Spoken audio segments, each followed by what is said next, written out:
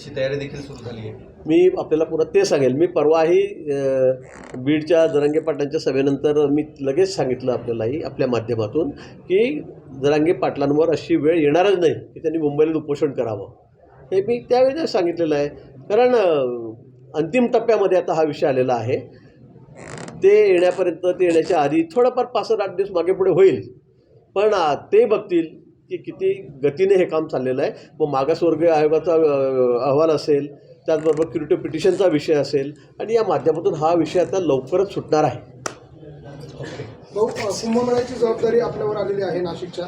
खरं तर गेल्या वेळेला आपल्याकडे कमी वेळ जबाबदारी आली होती, वेळ पण कमी होता, मात्र यावेळेला पुरेसा वेळ आहे। कशा पद्धतीचं नियोजन असेल, बैठका कधी सुरू करणार? गेल्या वेळी मी पालकमंत्री झालो आणि महिनाभरानेच कुंभमेळा त्या ठिकाणी होता आणि खूप धावपळ त्यावेळेला आम्हाला करावी लागली, हे खरं आहे। पण यावेळेला माननीय मुख्यमंत्री महोदयांनी माझ्यावर कुंभमेळ्याची जबाबदारी टाकलेली आहे।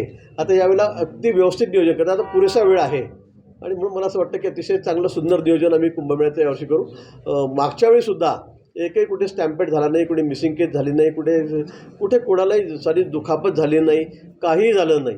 अतिशय व्यवस्थित हा कुंभमेळा झालेला होता।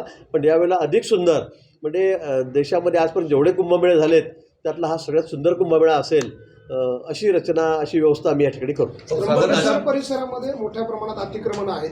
त्र्यंबकेश्वर मंदिराच्या परिसरामध्ये आजही 31 डिसेंबरच्या लागून आलेल्या सुट्ट्यांमुळे त्र्यंबकेश्वरमध्ये घुसायला जागा नाही अशी परिस्थिती आहे। मंदिराच्या परिसरामधल्या असलेल्या अतिक्रमणामुळे मोठ्या प्रमाणात तिथे गर्दी निर्माण झाली आहे, लोकांना दर्शन मिळत नाही। तर त्या अतिक्रमणांच्या बाबत काही निर्णय शासन म्हणून आपल्याकडनं घेतला जाणार आहे? मी आज त्या बाबतीत सांगू शकत नाही। मी येत्या एक आठवड्यातच, आठवड्याभरामध्ये एक बैठक सर्व अधिकाऱ्यांसोबत, जिल्हाधिकारी आहेत त्यासोबत, सगळ्यासोबत CEO असतील, सगळे स्थानिक अधिकारी असतील, त्यांच्यासोबत मी या ठिकाणी घेईल। लोकप्रतिनिधी आहेत, त्यांच्यासोबतही आम्ही बसू।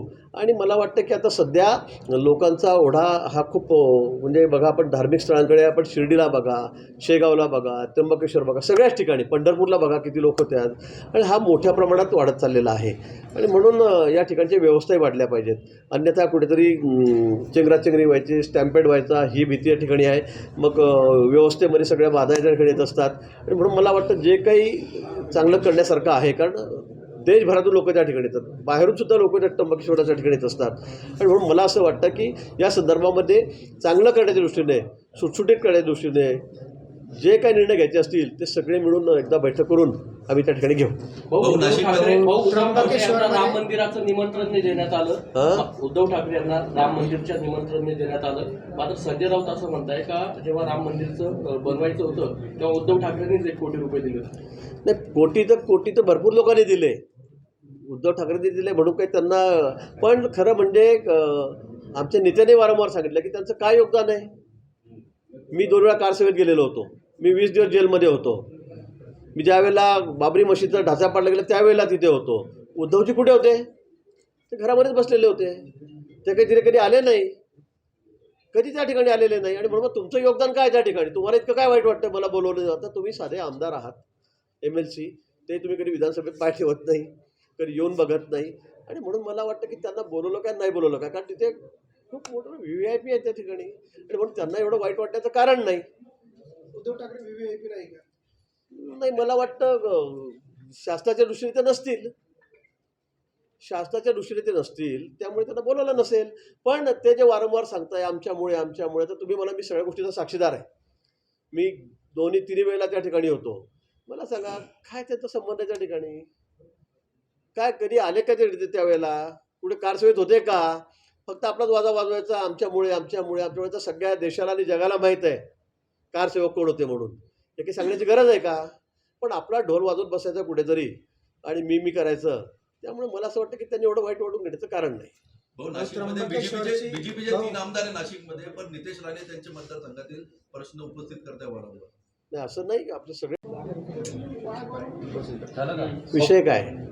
काल संजय राऊत आले होते नाशिकमध्ये, तर त्यांनी असं म्हटलंय की मला वाटतं या बाबतीमध्ये आपली प्रेस झालेली आहे, यांनी सगळं सांगितलेलं आहे, त्याच्याविषयी दुसरं सगळं मला केस तो विषय झालेला आहे ना। DCM बोलले त्या विषयावर, आणि आज स्पेशली यांना सांगितलं चव्हाणांना की आपण बोला म्हणून बोलले त्या विषयावर। दुसरं काय सांगा? हो, आपल्यावर सगळ्यात महत्त्वाची जबाबदारी यायची म्हणजे जरांगेंना आणि त्यांच्या आंदोलनाला शांत करण्याची। आता काय प्लॅन असणार आहे भाजपचा आणि एकूणच सगळ्या आपल्या सत्ताधारी पक्षांचा? नाही, प्लॅन वगैरे यात काही नाही. आम्हाला टिकणारं आरक्षण द्यायचं आहे हे मुख्यमंत्री उपमुख्यमंत्री महोदय यांनी वारंवार सांगितलेलं आहे. याआधी आम्ही ते टिकणारं दिलेलं होतं. दुर्दैवाने सरकार बदललं, उद्धवजी मुख्यमंत्री झाले आणि त्यांच्या दुर्लक्षामुळे ते फेटाळलं गेलं. आता आम्ही परत सांगितलेलं आहे की आम्हाला टिकणारं आरक्षणच द्यायचं आहे. आता आपण बघितलं असेल क्युरेटिव्ह पिटिशनच्या माध्यमातून पुन्हा एक विंडो उघडी झालेली आहे आणि त्यातून आम्ही हे सिद्ध करणार आहोत की मराठा समाज हा कसा सामाजिकदृष्ट्या, आर्थिकदृष्ट्या, शैक्षणिकदृष्ट्या हा मागासलेला आहे. आणि त्याचबरोबर आपल्याला म्हणजे मागासवर्ग आयोगाच्या माध्यमातून सुद्धा आम्ही त्या ठिकाणी सगळी तपासणी पुन्हा फेर चौकशी त्या ठिकाणी करतो आणि त्यातून हे सिद्ध होईल की मराठा समाज अनेक ठिकाणी, मग डबेवाल्यापासून, ऊसतोड कामगारांपासून, शेतमजुरांपासून अनेक सगळ्या क्षेत्रामध्ये किती आर्थिकदृष्ट्या मागासलेला आहे, सामाजिकदृष्ट्या शैक्षणिक मागासलेला आहे. आणि हे जर दाखवलं तर मला असं वाटतं की त्यांना आरक्षण आपोआप मिळणार आहे. भाऊ, छगन भुजबळांकडनं वारंवार जरांगेंवर टीका केली जाते, त्यामुळे सामाजिक सलोखा जो आहे तो दूषित होतो. यामध्ये भुजबळांनी उपरोधिकपणे असं म्हणले होते की मंत्रालय तिकडे हलवा, सचिवालय त्या ठिकाणी हलवा, मंत्र्यांना तिकडे बंगले बांधून द्या, अशा प्रकारची टीका त्यांच्याकडनं वारंवार जरांगेंच्या बाबत केली जाते. आणि आपण चर्चा करायला जात आहे त्या सगळ्या जरांगेंशी. मला वाटतं मी ज्या दिवशी जरांगे पाटलांना भेटायला गेलो आणि त्याच्या आधीही मी CM साहेब, दोन्ही DCM साहेब आणि भुजबळ साहेबांशी आम्ही बोललो. खरं म्हणजे तर सुरुवात कुठून झाली, काय झाली हा वादाचा विषय आहे, पण त्यात आम्हाला तर जायचं नाही. पण आता आम्ही सांगितलं की खरं ज्या पद्धतीने टीकाटिप्पणी चाललेली आहे, ज्या पद्धतीने बोललं जातं आहे, अगदी खालच्या भाषेमध्ये बोललं जातं आहे, मला वाटतं हे कुठेतरी थांबलं पाहिजे. आणि हे दोन नेत्यामधला वाद न राहता हा समाजामध्ये व्हायला लागलेला आहे, म्हणजे समाजामध्ये दुफळी व्हायला लागलेली आहे. ते एकमेकांकडे बघण्याची त्याची दृष्टिकोन आपण छोटे छोट्या गावामध्ये विभागलेलो आहोत, खेड्यामध्ये आपण राहतो आहोत. आणि तिथे जर आपण एकमेकांकडे अशा कुलुषित भावनेने बघायला लागलो तर मला वाटतं ते सामाजिक सलोख्याच्या दृष्टीने सुद्धा हे योग्य नाही आहे. आणि म्हणून भुजबळ साहेबांनाही मुख्यमंत्री महोदय, दोन्ही उपमुख्यमंत्री महोदय, मी त्या दिवशी होतो, आम्ही विनंती केली की बाबा आता हे थांबवा. आणि जरांगे पाटलांकडे मी ज्या दिवशी गेलेलो होतो त्यांनाही मी सांगितलं की आता हे अगदी फुल स्टॉप करा. यातून काय आपण आपल्याला जे साध्य करायचं आहे ते वेगळं आहे समाजासाठी. आणि म्हणून मला असं वाटतं की थांबलं पाहिजे असं मी त्यांना म्हटलं. दोघांनी ते मान्य केलेलं होतं.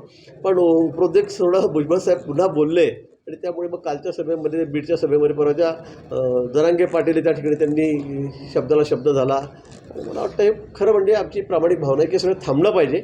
काय सरकारने वारंवार सांगितलेलं आहे, मुख्यमंत्र्यांनी सांगितलं आहे, देवेंद्रजी अजितदादांनी सांगितलं की आम्हाला OBCच्या आरक्षणात धक्का लावायचा नाही. त्यामुळे हा विषय यायलाच नको. आणि आता मराठा समाज म्हणतो आमच्या हक्काचं आहे. आता सर्वोच्च न्यायालयामध्ये हा आता विषय प्रलंबित आहे आणि मला वाटतं त्या माध्यमातून तो सुटणार आहे. म्हणून आपण सगळ्यांनी वाट बघावी. हो, पण आपण आवाहन केलं, सरकार पण आता मी बोललो ना परत की आता त्या संदर्भामध्ये मी येत्या आठवड्यामध्ये बैठक घेतो आहे. जिल्हाधिकारी आहेत, CO सगळ्याच अधिकाऱ्यांसोबत आणि पदाधिकाऱ्यांसोबत, लोकप्रतिनिधीसोबत या ठिकाणी मी बैठक घेतो. आणि तिथे जे चांगलं कर्तव्य सरकार असेल ते आपण निश्चित करू. कारण आता समोर कुंभमेळाही आहे. त्यावेळेला तर आपण बघितलं मागच्या वेळेला कशी परिस्थिती होती. मी तर 2 दिवस पाण्यातून हौदातूनच बाहेर निघालो होतो सगळ्या स्टॅम्पेडच्या भीतीने किंवा काही होऊ शकतं. आणि म्हणून सगळं कंट्रोल आपण त्या ठिकाणी करत होतो. पण यावेळेला मला असं वाटतं की अधिक काळजी घेण्याची गरज आहे. कारण मोठी गर्दी भाविकांची मागच्या वेळेपेक्षाही जास्त यावेळेला होईल असं सगळं आपण जे राज्यभरातलं, देशभरातलं चित्र बघतो आहे. त्यामुळे वाटतं आहे उज्जैनच्या धर्तीवर कॉरिडॉर त्या ठिकाणी बाबा अशा प्रकारचा देखील प्रस्ताव होता, तो देखील प्रलंबित आहे. त्याच्यावर थोडं मला वाटतं सगळ्या विषयावर सर्वकष चर्चा आम्ही त्या ठिकाणी करू. मी सांगितलं की अतिशय सुंदर की देशभरातून जगभरात कुठलाही माणूस आला तर त्याला वाटलं पाहिजे की आपण कुठे आलो. मग पंढरपूर असेल, त्र्यंबकेश्वर असेल, शिर्डी असेल, सगळ्याच ठिकाणी शासनाचं आता बारकाईने लक्ष आहे. आपल्याला कल्पना आहे. आताच मी परवा निर्णय घोषित केला की ब वर्ग जे तीर्थक्षेत्र आहे त्यांना आधी 2 कोटी मिळायचे, तर आम्ही 5 कोटी रुपये त्या ठिकाणी दिलेले आहेत. आणि केंद्र शासनाच्या माध्यमातूनही वेगवेगळ्या योजनेच्या माध्यमातून आम्ही त्या ठिकाणी तीर्थक्षेत्राचा विकास त्या ठिकाणी करतो आहोत. आपण बघितलं असेल सगळ्या मंदिरांचं देशभरामध्ये चित्र बदलतं आहे. आता तुम्ही काशीला जा, बनारसला जा, तुम्ही आता मथुरेला जा, तुम्ही अयोध्येला जा. हे सरकार मंदिराचं जतन करणारं आहे. त्याच्यामध्ये सुसूत्रता आणणारं आम्ही सरकार आहे. आणि म्हणून मला वाटतं त्र्यंबकेश्वरचा विषयसुद्धा अतिशय सुंदर असा परिसर आम्ही त्या ठिकाणी करणार आहोत, सुशोभित त्या ठिकाणी करणार आहोत.